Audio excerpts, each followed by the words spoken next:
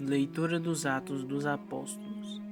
Naqueles dias, levantaram-se o sumo sacerdote e todos os do seu partido, isto é, o partido dos saduceus, cheios de raiva, e mandaram prender os apóstolos e lançá-los na cadeia pública. Porém, durante a noite, o anjo do Senhor abriu as portas da prisão e os fez sair, dizendo: Ide falar ao povo no templo sobre tudo o que se refere a este modo de viver. Eles obedeceram e, ao amanhecer, entraram no templo e começaram a ensinar. O sumo sacerdote chegou com os seus partidários e convocou o sinédrio e o conselho, formado pelas pessoas importantes do povo de Israel. Então mandaram buscar os apóstolos na prisão.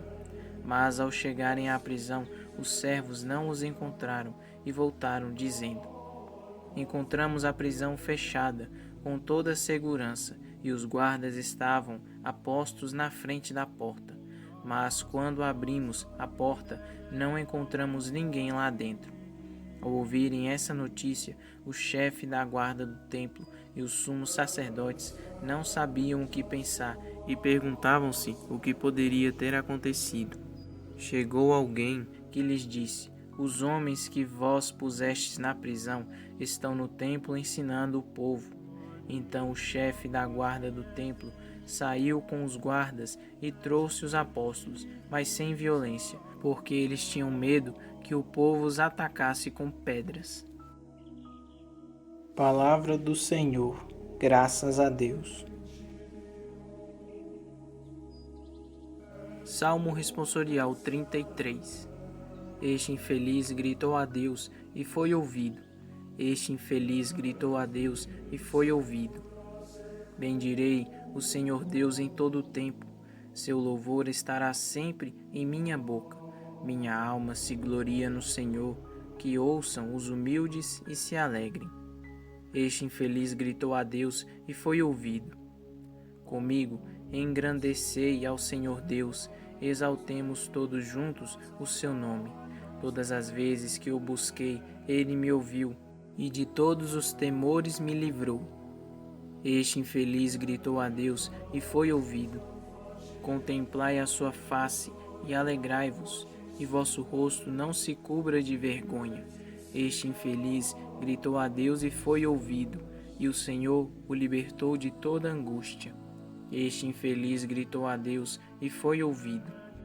O anjo do Senhor vem acampar ao redor dos que o temem e o salva. Provai e vede quão suave é o Senhor. Feliz o homem que tem nele o seu refúgio. Este infeliz gritou a Deus e foi ouvido. Este infeliz gritou a Deus e foi ouvido. Proclamação do Evangelho de Jesus Cristo segundo João. Glória a vós, Senhor. Deus amou tanto o mundo que deu o seu Filho unigênito, para que não morra todo aquele que nele crê, mas tenha a vida eterna. De fato, Deus não enviou o seu Filho ao mundo para condenar o mundo, mas para que o mundo seja salvo por ele. Quem nele crê não é condenado, mas quem não crê já está condenado, porque não acreditou no nome do Filho unigênito. Ora, o julgamento é este: a luz veio ao mundo, mas os homens preferiram as trevas à luz, porque suas ações eram más. Quem pratica o mal odeia a luz e não se aproxima da luz, para que suas ações não sejam denunciadas. Mas quem age conforme a verdade aproxima-se da luz, para que se manifeste que suas ações são realizadas em Deus. Palavra da salvação. Glória a vós, Senhor. O fato é o amor que Deus tem por esse mundo. E quando falo mundo, não é esse mundão. Não é o mundo da mundanidade, mas é o mundo que Ele fez para nós. Sei que condenamos o mundo e as pessoas. Muitas vezes nós vivemos muito mais de condenar do que salvar. Não foi para condenar que Deus veio, e sim para salvar. Condenado será aquele que nele não crê e não aceitar a salvação dele. Permite-me dizer que isso não cabe a nós. O que cabe a nós é sermos salvos e salvarmos. Por isso, permitamos ser salvos por Deus. Deus não quer que nós morramos, porque o nosso Deus não é o Deus da morte, o nosso Deus é o Deus da vida.